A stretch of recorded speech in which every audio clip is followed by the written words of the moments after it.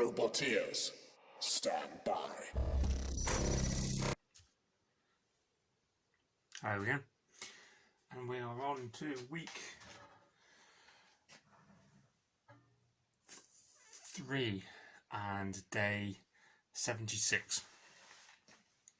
Been at work and obviously not done anything because I've been at work, but and today's raining. Great English weather, middle of summer, chucking down rain. Great. So can't really do much cutting or welding today, but what I can do is sort out this weapon setup and how I'm going to mount it all, and so I know what I'm doing when it stops raining. So what problem I have is weapon motor, nice and big and powerful. Box section chassis, which is too small to fit. You can see that I've even got an extra light because I knew I was recording it before and you couldn't see it out there.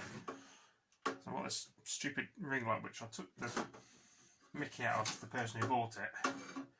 Now I use it more than they do, and I hadn't stood it before, and now it isn't.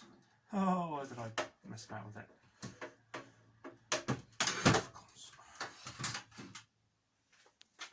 See that any better? No. You can tell I'm not a professional at this. At anything. Just stand up. There we go. And just a little bit better. So yeah, the gap between the box section is about 8 centimetres. The gap of where you mount it is more. So it just does not want to fit happily in there. I've had a look at ordering the sprockets this morning, and yeah, luckily the website I'm looking at, they do all the machining for me, so I'm going to mess about doing it myself because I do worry that I will mess it up. Drilling holes straight is not a thing that I do well. So yeah, I'm going to spend a little bit more than I was planning to do, but at least I know it's going to be correct. So, and with the time restraints I'm going to have, because I've got about 4 weeks to get it done, which should be more than enough time, but I don't want to sort of wait 2 weeks for these parts to arrive, machine them myself, mess it up, have to order more. Yeah, so at least I know they're going to be correct. So yeah, this is the problem I've got, and so I need to nail down how I'm going to mount this stupid thing. Well, 2 stupid things, because there's going to be 2, one there, and where's the other one? There it is. One there. So what I've now just thought of, literally 5 minutes ago, is it's a bit of messing about, and I should have thought of this before I started welding the chassis together, is I have some L-shaped angle iron. I think that's what it's called, L-shaped. So instead of box section, it's like a half L-shape. So replace the box section that's here and here with this angle iron, so it only takes up the front and the top section, which will allow me to fit the whole of that in between the gap and mount it to the outside face. Like I say, I wish I thought this beforehand, because I've got to cut that out. The top bit's not going to be a problem. The bottom bit where it's welded to the base plate might be. But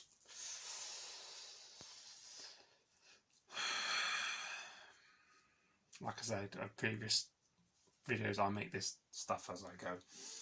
So I think that'll work. That'll allow the cap big enough and easily mountable, and sprockets will have enough.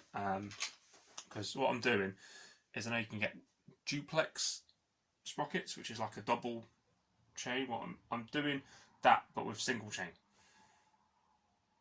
This light is really reflecting off my glasses in the wrong way. And now I've just dropped it. So I'm getting 2 single chains. I'm going to weld them together to make a double chain. So it's still 8mm chain, but there's going to be 2 of them from the weapon motor to the main forks.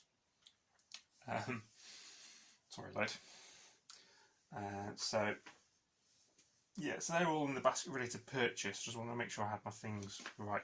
I can't do a keyway on the sprockets, so it's this 8mm gap, so I'm just going to get them with 6mm gap.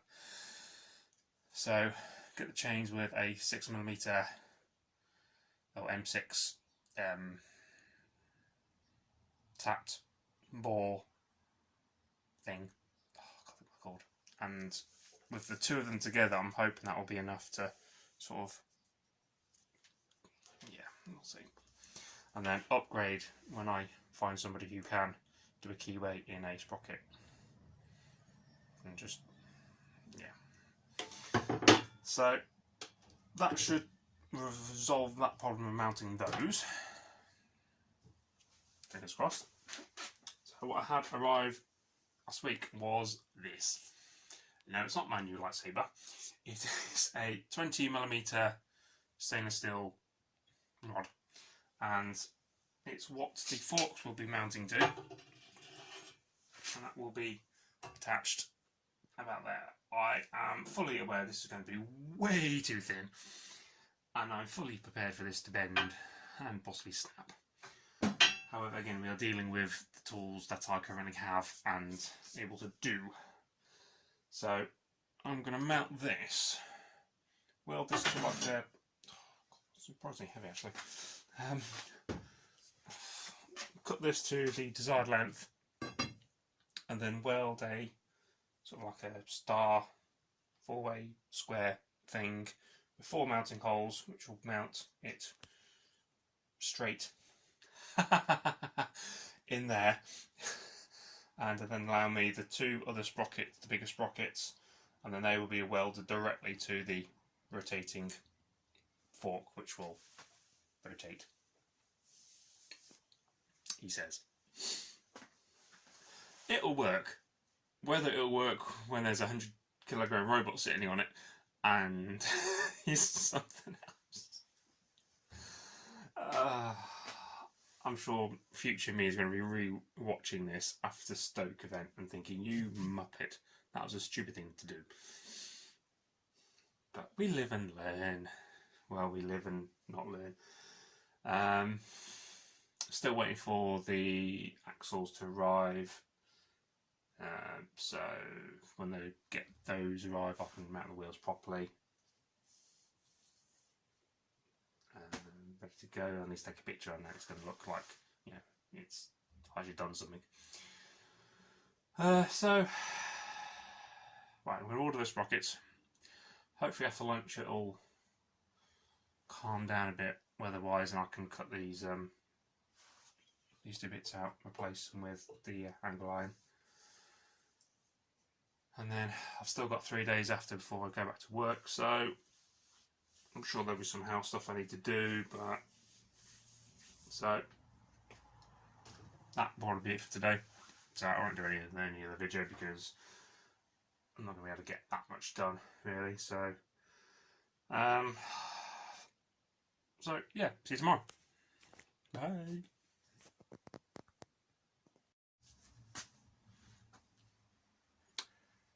Day 96 of week 3. I have realised that when I try and upload all these videos, put them all together, I'm going to be going day 1, day 2, day 12, day 13, day 67. It's going to make no sense. Right, it's just started raining, so I've dragged everything from outside. Chassis is out there somewhere, not outside, in the, yeah. No change to that. However, I've been sort of doing sort of fiddly, not simple bits, sort of fiddly bits, and using this a lot. Some of the bits that take longer to fabricate, I think is the right word. So, just made a coffee. I swear there is more caffeine in my blood than blood. Yeah, okay. Bad attempt at that joke, Christopher. Don't do it again. So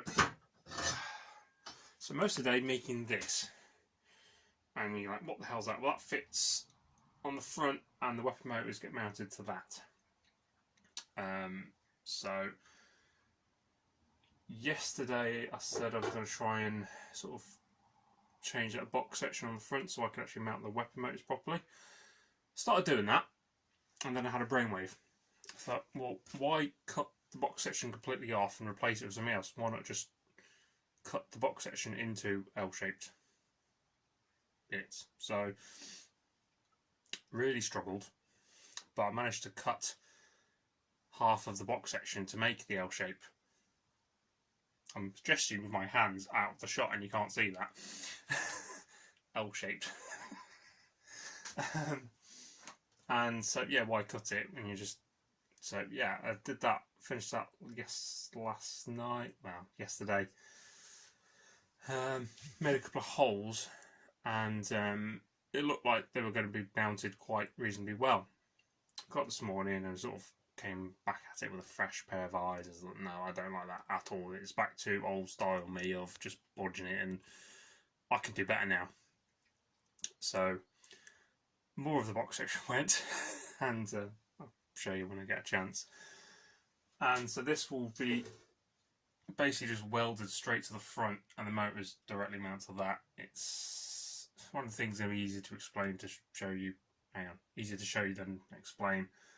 But that take up a lot of time, sort of getting the holes in the right place.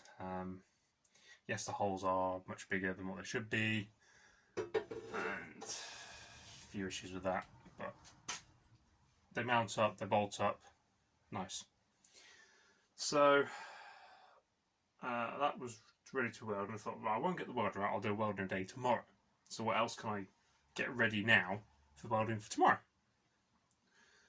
So what I've cut out one of these. This is the, I suppose, bracket that would go on the 20mm weapon fork shaft.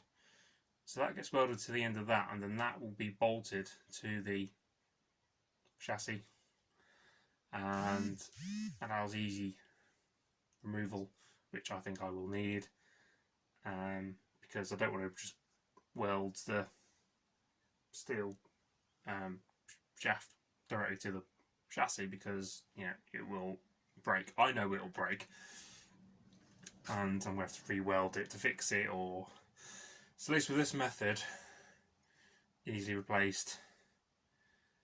Maybe a little bit stronger. I don't know. So I've done one of those. That's already. So yeah, the rod will fit inside that, and then I weld the back, as it were, and then weld around the front.